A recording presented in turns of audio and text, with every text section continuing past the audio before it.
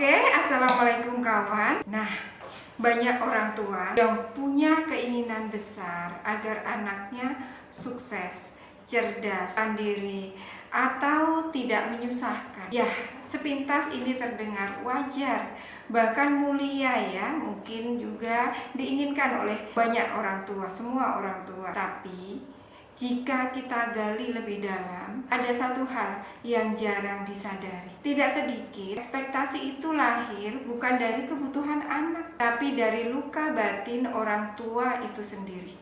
Dari inner child yang belum sembuh. Lalu apa inner child?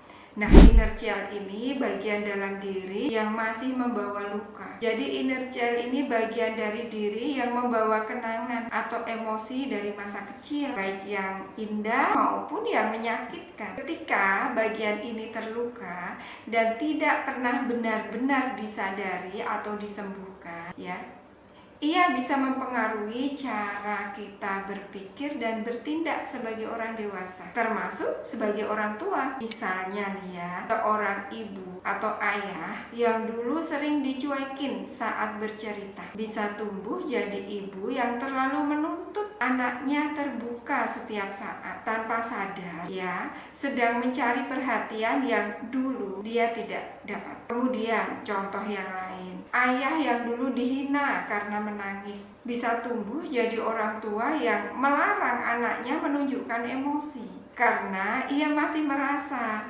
emosi itu adalah kelemahan ya.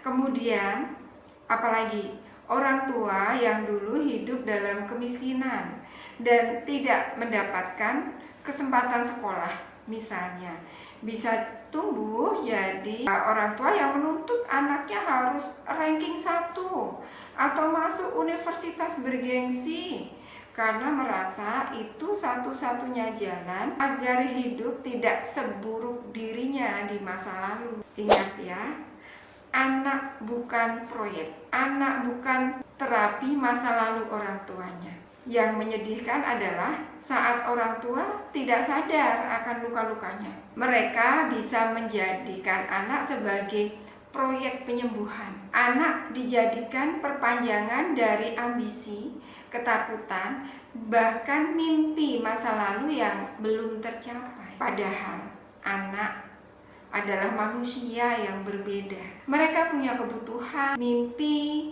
dan jalannya sendiri. Anak bukan versi mini orang tua, bukan kesempatan kedua untuk memperbaiki masa lalu orang tuanya. Nah, menyembuhkan diri bukan mengontrol anak.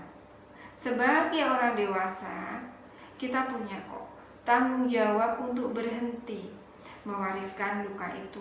Itu artinya mulai mengenali diri sendiri, menyadari pola-pola yang tidak sehat, dan menyembuhkan bagian dalam diri yang masih terikat pada masa lalu kan? Mulai dari bertanya nih, kenapa aku sangat marah saat anakku gagal? Coba telusuri. Kemudian, kenapa aku merasa gagal kalau anak tidak sesuai harapanku? Yuk, masuk ke dalam diri. Apa yang sebenarnya aku takutkan? Apakah ini tentang dia, anak, atau tentang aku? Menyadari dan menyembuhkan inner child bukan proses yang instan, tapi setiap langkah kecil. Entah itu belajar memahami diri, meminta maaf pada diri dan anak, atau sekedar jujur pada perasaan sendiri. Itu adalah bukti cinta. Cinta yang memutus rantai luka antar generasi. Biarkan anak kita tumbuh dengan fitrah dan potensi terbaiknya, bukan untuk menyembuhkan luka kita di masa lalu. Salam sehat, salam bahagia. Saya Dewi Rohma.